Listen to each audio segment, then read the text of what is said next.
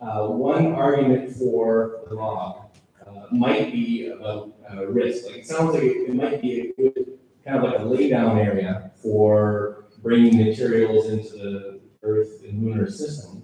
How would we go about, well, is it true that that will help us from a risk point of view, so that less risk in contaminating the Earth? And how would we go about quantifying that? Okay, well, let me answer that. It adds risk. Okay, it adds risk to any lunar or Mars mission that is supposed to use it because it introduces a mission-critical lunar orbit gateway rendezvous into the mission architecture.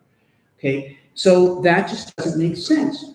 If you're on the surface of the moon, your launch window to Earth is always open. Your launch window to the gateway is only open once every 2 weeks. Furthermore, the delta V requirement is more. So it adds cost and it adds risk to the mission, not to mention the cost of maintaining the gateway itself. Okay, look, lunar orbit. I mean, look, for the Apollo lunar orbit rendezvous architecture was more convenient than the gateway because the delta V's were less. But the architecture for doing a lunar base, because you don't want to have anyone in lunar orbit doing nothing useful while people are on the surface of the moon, not for a few days as in Apollo, but for weeks or months at a time. Okay, so direct return is the way to use do a lunar architecture.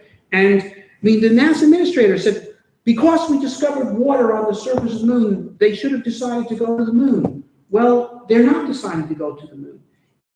If they were deciding to go to the moon, they would build a lunar lander, which is needed to go to the moon. The lunar orbit gateway is not needed. Their actions are not consistent with what they say their goals are. And that's what is so objectionable about this. Okay, that is, you know, I can have a legitimate argument with lunar people who say we should go to the moon before we go to Mars. I say we already have. But fine, the moon is at least somewhere. As far as the lunar gateway is concerned, there's no there. And and it's not consistent with the goal of going to the moon. It's not consistent with the goal of going to Mars. It's just spending money to spend money. And frankly, NASA is trying the patience of the American people. They remember Apollo. They remember when NASA could storm heaven, okay, and do incredible things. And people were walking on the moon within 12 years of Sputnik, okay? And and they still look at NASA as this thing that somehow will get us from this world to the world that, you know, you see in Star Trek. But the patience is wearing out. And if NASA continues to underperform in this way, sooner or later, they won't be getting $20 billion a year. And the chance to do it is right. You know, somebody gives you $20 billion a year and they expect you to do something and they're willing to cut you some slack and wait for you to do it, but they're not going to wait forever. So, can I? Oh, you have a, yes, please. I beg your pardon. I'm sorry. I knew you were prejudiced. I am eager to hear your response. So, I think an answer can be found in the garage in the form of my Ford F-150. I drive an old Ford F-150, has 150,000 miles on it. It doesn't get particularly good mileage. It's got a 6-foot bed, can carry about a ton, not very attractive. It's very useful. I drove it down here today and I'm going to drive it back tonight after we close. Not because it might not have been faster to fly, although I would have spent a lot more money to fly. But if I fly down here, although it might be more efficient, or I could have taken an Uber that could be more efficient, but then I don't have, tomorrow, I'll still have my truck with me to take it to Home Depot and pick up some lumber that I need because I'm building a bridge.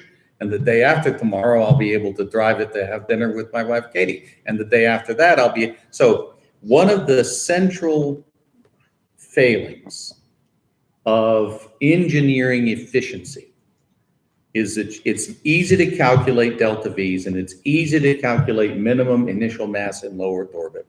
And it's easy to calculate X, Y, and Z. And we got to Apollo through lunar orbit rendezvous.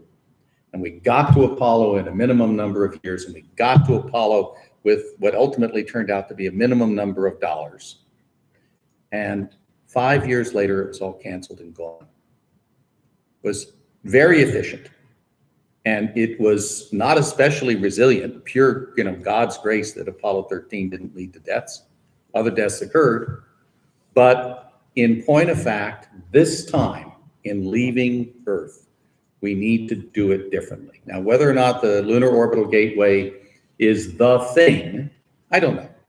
But direct to Mars or direct to the moon or direct to wherever, as long as it doesn't lead to a real expansion of human presence and activity into the solar system, it's a failure. And so that's the sort of the heart of my argument today. And so that's what I believe. That's what we need to realize, whatever the path to get there.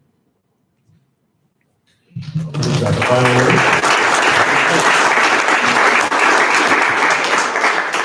And I think we can get out into the solar system by going out into the solar system. Okay. Thank you, everyone. Thank you, John Jenkins, for stepping in Saturn. One last remark, we have a beautiful view of Mars up here in a telescope that is set up as you leave the conference center. So feel free to head on up to this upper patio. It's true, we've got most of the major targets in view this evening. Because Saturn was killed because it was too efficient. It was the cheapest way that we've ever had until Falcons to get to orbit. Yeah. They killed it because they wanted something more expensive.